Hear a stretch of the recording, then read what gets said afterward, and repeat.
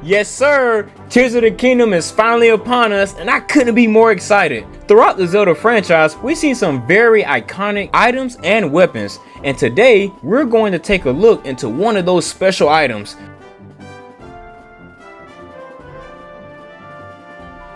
Within video games, developers create various ways for players to explore the landscape.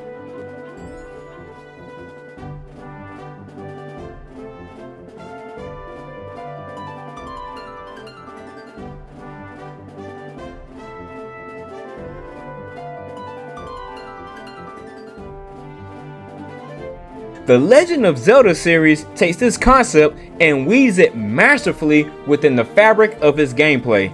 Within the early stages of many Zelda playthroughs, there is no item more pivotal to player progression than the illustrious Bonflower.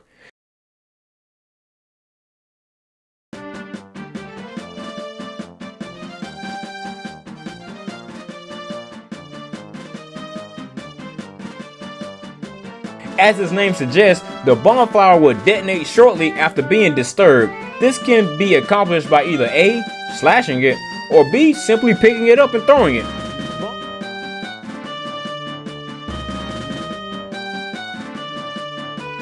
This is very useful for players as the Bonflowers can be used to blow up walls and create new areas to explore. Yep, these big bombastic bluish boons of brilliance will open paths for you that weren't previously available.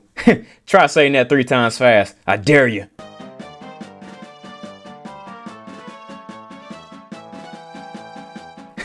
Dang, we starting out strong, baby. Link first encounters the bombastic flower within the volatile slopes of Death Mountain.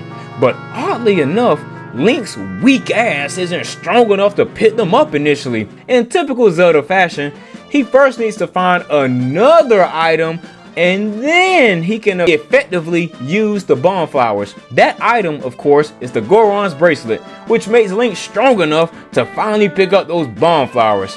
Which makes me wonder, how freaking heavy are Bonflowers anyway? 20 pounds? 50 pounds? The weight of a Zora princess? Please leave your guesses in the comments. This is obviously the biggest Zelda mystery ever.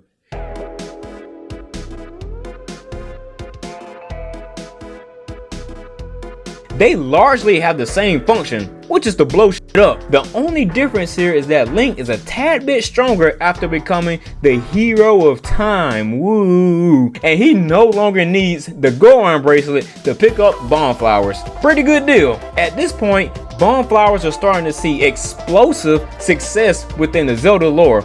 And in 2001, they make a fiery return with the release of Zelda, Oracle of Ages and Oracle of Seasons for the Game Boy Color. Also, I will not make any more puns throughout this video. You have my guarantee on that.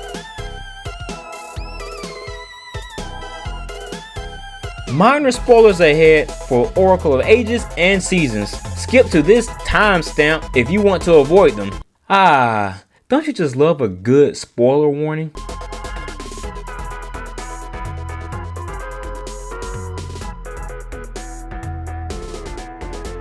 At this point in the Zelda lore, Bonflowers did not exist in the area, so after the Elder was freed, the Gorons then proceeded to plant Bonflowers all over Rolling Ridge.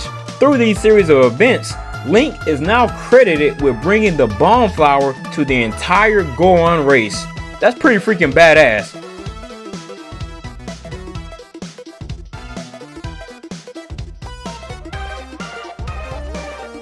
This also allows Link to access the Tower of Autumn, which gives Link the power to literally change the season to, you guessed it, Autumn, which is also pretty badass. Oh, and trust me, the journey of the Bonflower doesn't stop here.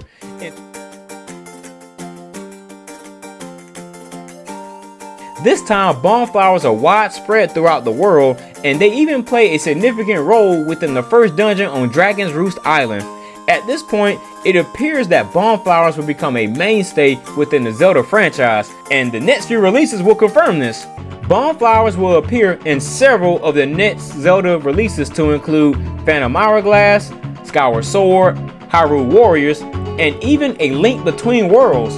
By the way, The Legend of Zelda: A Link Between Worlds is probably my second favorite Zelda game of all time. Yes, it's that freaking good. I'm currently working on a review of the game, so stick around for that. And I highly recommend A Link Between Worlds to any Zelda fan who hasn't played it yet.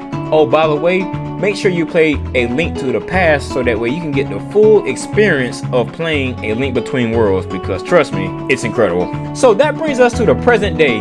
Where do bonfires stand? Well, they're going to be in the newest Zelda release. Yup, bonfires are officially confirmed within Tears of the Kingdom. It appears you can use them with arrows in order to create explosive bomb arrows. Bomb arrows were easily my favorite weapons to use in Twilight Princess, and I'm really glad to see them make a triumphant return in the newest Zelda game. Bonfires have stood the test of time, and they are here to stay. More analysis of Zelda weapons and gear are on the way. So in the meantime, check out this hype video I made for Zelda Tears of the Kingdom. There should be a video prompt somewhere on the screen. Click on it, and I'll see you there. Positive vibes only, baby.